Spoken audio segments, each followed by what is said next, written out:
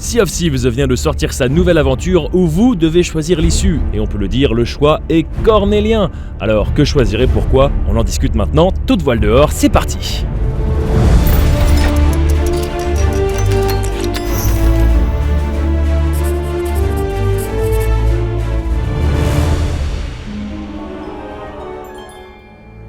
Oui, bonjour. La nouvelle aventure de Sea of Thieves vient de débarquer et pour la deuxième fois consécutive, c'est à la communauté de décider.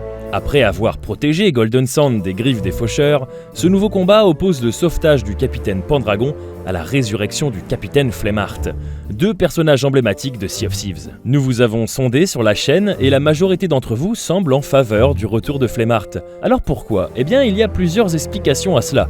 Et vous allez voir que le choix qui nous est proposé est peut-être plus compliqué que ce qu'il n'y paraît. Parlons des personnages. Arthur Pendragon, c'est LE perso qui a introduit tout l'arc narratif autour de Flemmart. Pensé au départ comme un caméo et nommé d'après un jeu des années 80, il s'est imposé depuis 2 ans comme un protagoniste incontournable. Il est l'archétype de l'aventurier courageux qui partage les valeurs d'espoir, de camaraderie et de liberté qui inspire tous les pirates. C'est lui qui secourt son équipage, qui porte l'épée des âmes, qui vous protège pendant la chasse au Shrouded Ghost. Et c'est lui qui nous offre ce qui est sans doute le moment le plus épique des fables de Pirates des Caraïbes. Captain Jack Sparrow and his friends are not alone. We shall sail together. Et c'est quand même pas mal pour quelqu'un qui porte le nom d'un chevalier de la table ronde. Chevalier de la table ronde, allons voir si le vin est bon. Flemmart, bien sûr, c'est tout l'inverse. Il est le principal antagoniste de l'univers. Dans Sea of Thieves, aucune intrigue ne se passe sans qu'il y soit lié d'une façon ou d'une autre. Adepte de ce que lui et les faucheurs nomment la véritable piraterie, il accuse la mer des voleurs de s'être affaiblie en cédant à la facilité, aux contrats et aux alliances. Pour y mettre un terme, sa solution est radicale. Séparer la frontière entre la mer des voleurs et la mer des damnés. Réduire le monde en cendres pour en construire un nouveau. Une anarchie où tous seraient libres, mais où il serait le maître. An alliance against me? Pour s'aider dans son choix, on peut d'abord se poser la question suivante. Lequel de ces personnages a atteint ce qui ressemble le plus à l'aboutissement de son rôle et de son histoire? Forcément, on a tout de suite envie de penser à Pendragon.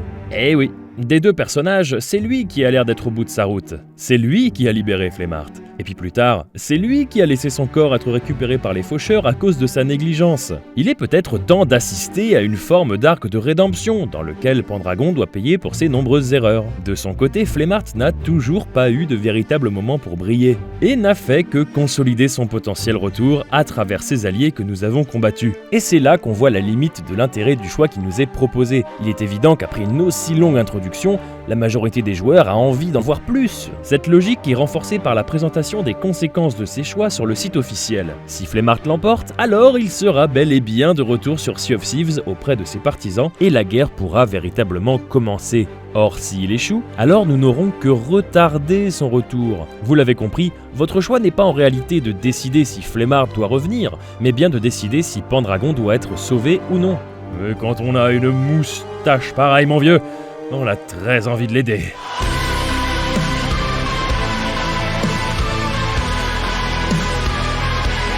Côté gameplay, ça n'est pas plus facile de se décider, tout simplement car les objectifs à remplir en jeu sont identiques pour les deux camps. Revendiquer des forts, vendre des reliques, tout ça pour s'assurer de l'égalité des chances de victoire. Vous pourriez aussi être tenté de suivre la cohérence de vos actions dans les aventures précédentes. Et dans ce cas-là, vous seriez peut-être tenté de soutenir l'axe du bien, puisque le reste du temps, vous mettez la misère à Flemmart en libérant ses prisonniers, en détruisant sa flotte ou en détruisant son corps, et vous risquez de continuer dans les prochaines aventures. D'ailleurs, même si les développeurs incitent la communauté, bien sûr, à former des camps dans leur communication, une fois en jeu, rien ne vous permet vraiment de rejoindre la faction du mal. Les fonds de cale ne vous proposent que d'espionner les faucheurs. Last thing I heard, you didn't have a ship left, much less a crew. Hey, you got a second? It's important.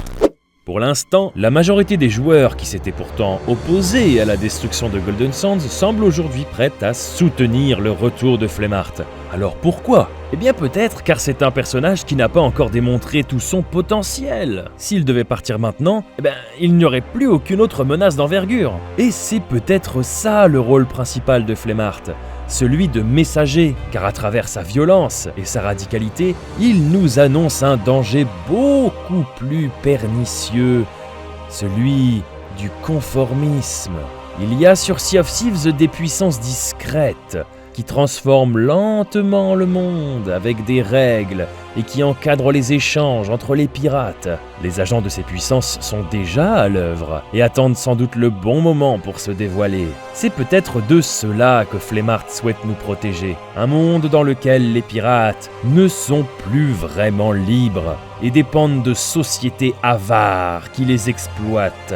Des sociétés qui pourraient mettre un jour un terme à l'âge d'or de la piraterie. It's just good business.